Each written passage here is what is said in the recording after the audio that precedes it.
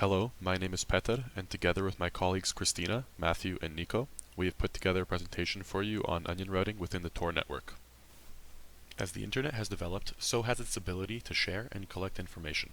Some organizations and even governments have capitalized on this to gather information and infringe users' privacy and security. Thus, anonymous communication and routing has become increasingly important to keep our safety on the internet. Anonymous communication hides who is communicating with whom and can thus protect user information. There are several different protocols for anonymous communication, such as MixNet, Tor-related, Random Walk, DHT-based, and DCNet protocols. All of these protocols have advantages as well as disadvantages, depending on the situation and what assumptions need to be made. We will be focusing on Tor-related protocols, which are based on onion routing and are most notably designed for web browsing. So what exactly is onion routing? Onion routing is an infrastructure that supports bidirectional anonymous connections over a public network and prevents eavesdropping and traffic analysis attacks from both the network and outside observers. Like onions, which are wrapped in layers, the data structure known as the onion is a message wrapped with a separate encrypted layer for each network node that the message must pass through. Because of this, each network node involved in the onion's transmission is known as an onion router. Each layer can only be decrypted by a single onion router, so, as you can see in the image, each layer has an encryption key corresponding to an onion router's unique decryption key along a route. As an onion passes through an onion router, a single layer of the onion is decrypted, showing the next network node that will receive the message. These small hops between onion routers are what allow the communication network to be anonymous, as a node cannot know the location of any network nodes besides the two directly adjacent to it.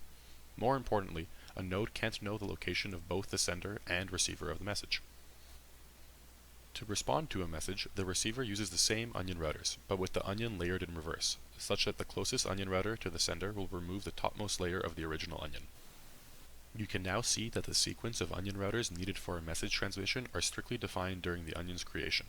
To create the onion, the application connects to an onion routing proxy, which specifies the route of onion routers necessary to reach the endpoint, and then passes the onion to the first onion router in the sequence. When the connection terminates, all knowledge of the connection is cleared at each onion router. The ability to send messages online anonymously led people to use it for a variety of possible applications, letting people communicate without fear of government or organizations listening in on their internet history. These new applications span a large field, with some being extremely beneficial, some treading the line of morality, and some blatantly ignoring social and legal boundaries. Onion routing has been used by many people living in oppressive regimes, allowing them to gain access to information otherwise unavailable to them, as well as ensuring that they will not face dire consequences from their governments. On the other hand, there are those who use anonymous routing to perform activities that are seriously condemned by all, including but not limited to money laundering, illegitimate pornography, hiring of hitmen, and the purchase of drugs and arms. Researchers at King's College decided to investigate exactly how much web traffic conducted within hidden services networks are illicit, and they gathered the following data. As you can see, almost 30% of websites scraped dealt with illegal activity. So, you might wonder why we ever use regular browsing when we can just browse anonymously. Well, the anonymity of onion routing does not come without its downsides. It is significantly slower than common browsing. This is because the packets have to pass through a larger number of intermediate routers. Onion browsing is clearly useful for certain purposes, but it is not meant for everyday use. In theory, onion routing only requires 2 hops for anonymity, since the receiver is only able to trace back 1 step. But, in reality, browsers like Tor use 3 hops in case the middle router is compromised. We can always add more hops to increase security, but this leads to a drastic drop-off in speed. After only 4 hops, you can see that the speed has gone down from 1400 kilobytes a second to less than 200.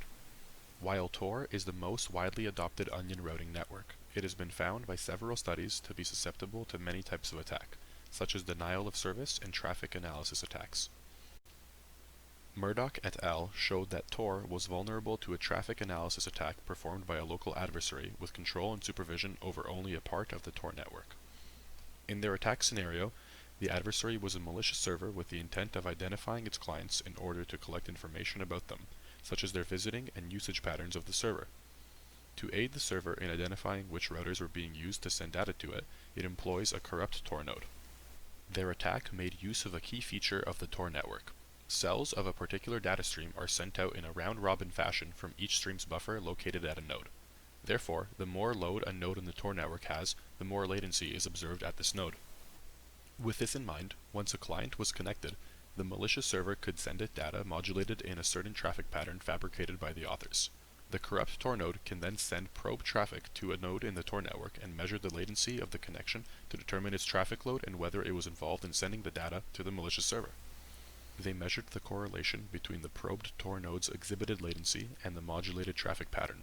They performed this test on each suspected node by sending the stream of data from the corrupt node through the suspected node as well as by bypassing it.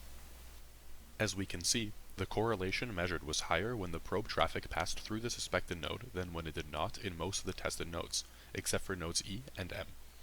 These results showed evidence of the relative ease of compromising a user's anonymity in the Tor network, all while operating as a local adversary with restricted access and control over the network. Tor and onion routing are unfortunately not the be-all and end-all of anonymous communication. It has, like any other protocol, flaws, and excels only in certain domains, and there is always room for improvement. One way to improve the Tor network would be to encourage users to run their own onion routers. This can increase the scalability potential present in Tor and can reduce congestion across the network. Sequentially, speeds would be increased, which could allow messages to do more hops and thus decrease security vulnerabilities. Another possible way to improve Tor would be to better prepare it against different potential attacks. Most notably, traffic and timing analysis attacks could be mitigated by implementing traffic shaping strategies, which would make the traffic passing through multiple nodes look the same. For other types of attacks, such as DOS attacks, new strategies could be researched to mitigate the damage done. Well, that concludes our presentation for you today. We hope you enjoyed listening and maybe even learned something.